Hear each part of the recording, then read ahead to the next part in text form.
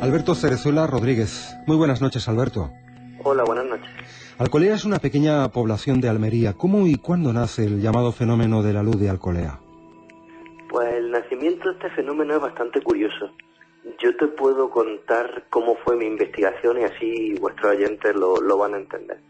Yo descubro casualmente un periódico del año 87, concretamente de abril del 87, en el que se dice que un joven, Cayetano Calafat, se encuentra en su finca que tenía en Alcolea por la noche.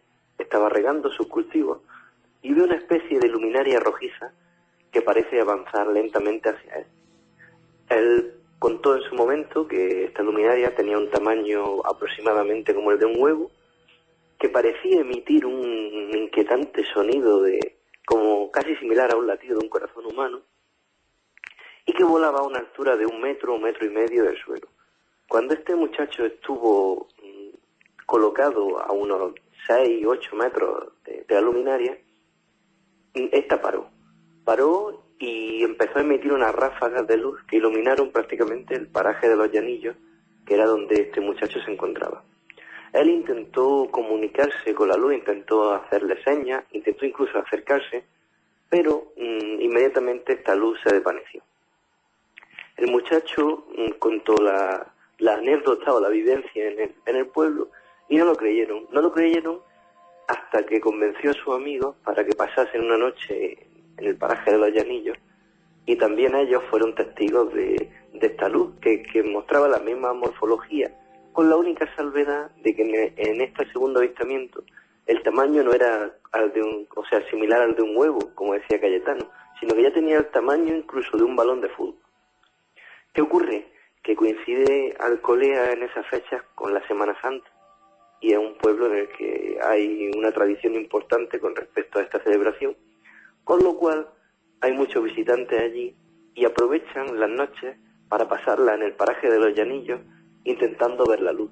Se documentan entre 800 a 1000 personas durante esa semana cada noche haciendo guardia, acampando allí, intentando ver la luminaria, que no volvió a aparecer, con el correspondiente enfado de la gente o disgusto porque esperaban verla. Esta fue la primera parte de la investigación, que la asociamos al fenómeno ovni, a la ufología.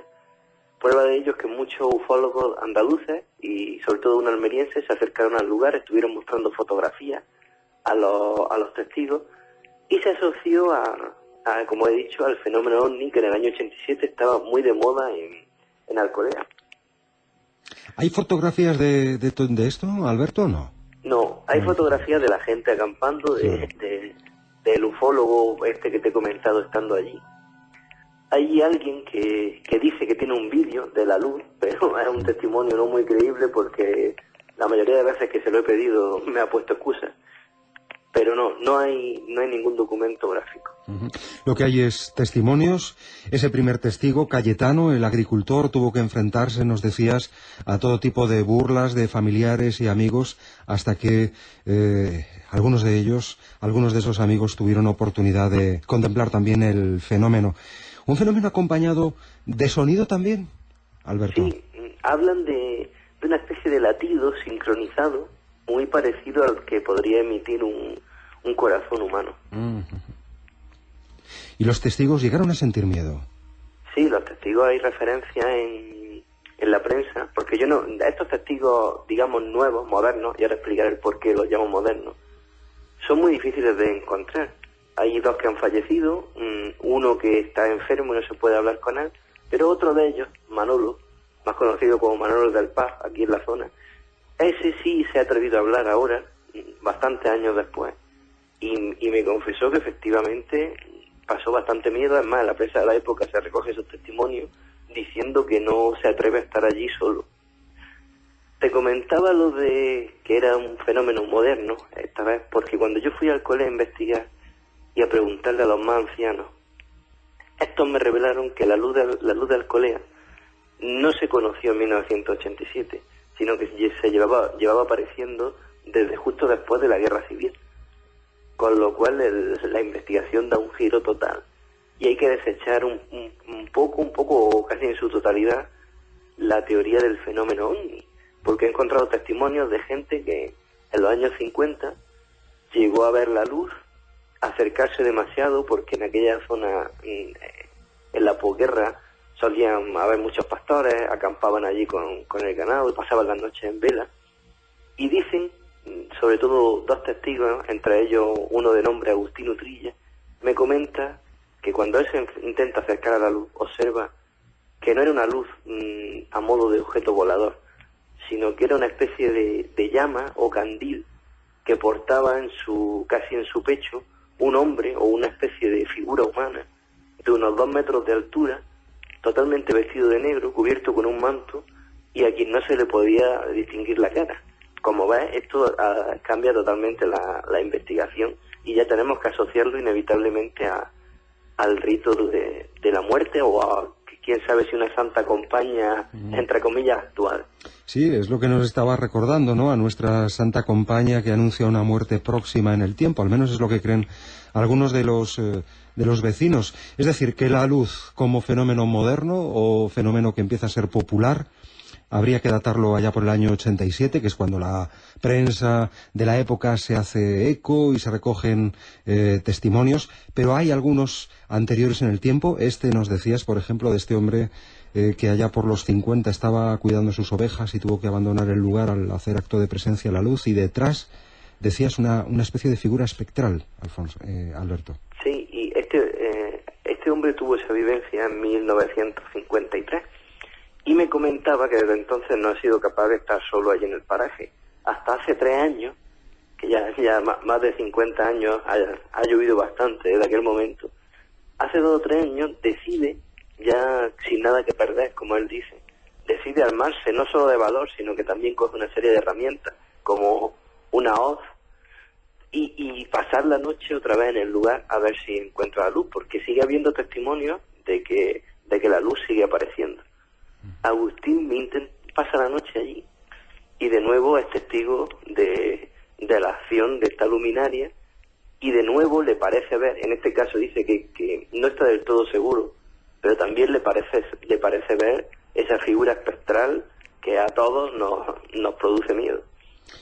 ¿Cuáles son las hipótesis? Desde el principio se han barajado todas, que si invención del pueblo, que si timidez de la luz, ¿no?, que cuando hay más de 3 personas ya ni se presenta. Creo que en algún momento se habló también de sincronizador magnético. ¿Qué hay detrás de todo esto? En el año 87, con esta nueva oleada, que podríamos llamarla así, se asocia totalmente al fenómeno OVNI. También estaba muy de moda en la época. Se invitó a gente como Juan José Benítez, aunque no declinó esta invitación, y se creía que estaba relacionado con el fenómeno OVNI. Si me pregunta a mí a modo personal, cuál es mi opinión, yo te puedo decir que el lugar está cargado un poco de ese magnetismo propio de los lugares, como pasa por ejemplo en Albacete con la luz del Pardal. Y también quiero destacar que en la zona ha habido varios fallecimientos. En la guerra civil fusilaron a gente. Un hombre que vivía solo en la zona murió en extrañas circunstancias. Y también se cuenta la leyenda de que eso no está documentado, no he podido recoger ninguna noticia, ningún documento, en el que se diga que la historia de un cura que parece ser que tuvo un hijo y ahogó al bebé en un aljibe que también hay por aquí cerca. Se mezcla mucho esto con el fenómeno de la muerte, un fenómeno que se vive de manera especial en el pueblo. Y yo creo que, bueno, es más, te puedo comentar que en 2009 ha habido un testimonio que he recogido que me comentan que justo en el lugar donde hubo un accidente de tráfico a principios de año, han visto ya 2 personas a esta luz, digamos, sobrevolando la zona donde hubo este accidente de tráfico. Todos estos detalles me invitan a pensar que si tengo que establecer alguna hipótesis o intentar indagar en su naturaleza, inevitablemente tengo que asociarla al fenómeno de la muerte, de esa procesión de ánimas o de muertos que van vagando por esa zona. Lo que parece claro, Alberto, es que no ha habido en ningún momento un intento de contacto o de interacción que sí se produce con otros fenómenos, ¿no? Al principio hablábamos un poquito de extrañas esferas luminosas que se registran en otros puntos de España o del mundo. donde algunas personas dicen que presenta un comportamiento inteligente. Aquí no hay ese intento de contacto, de interacción, ¿verdad? Es simplemente un fenómeno luminoso, donde no se persigue a los testigos, donde generalmente dura muy poquito tiempo y se acabó, ¿no? Al contrario, aquí, en el momento en que algunos de los testigos se han intentado acercar, pues la luz se ha desvanecido. Dicen que se desvanece totalmente de pronto, otros hablan de que la vieron correr como campo a través, y lo más curioso es que tampoco la luz hace nada, porque hay un testigo que mandó a su perro, lanzó a su perro hacia la luz, y dice que el perro se paró justo a los metros que te decía, unos 6 o 7 metros, y se quedó como hipnotizado hasta que la luz se desvaneció. O sea que es un fenómeno que es bastante curioso, es muy parecido a los de las luces populares, pero quizás estos detalles lo hacen también distintos. Bueno, y tú que has pulsado el ambiente ahí en el pueblo en diferentes ocasiones, hoy en día, ¿qué dicen los vecinos? ¿Se habla de esto? ¿Comentan aquellos casos del 87 y posteriores? ¿Se habla también de aquel caso de los años 50? ¿Los vecinos hablan de este tema? Los más ancianos sí recuerdan los casos de los años de después de la guerra civil. Son muy populares entre los más ancianos.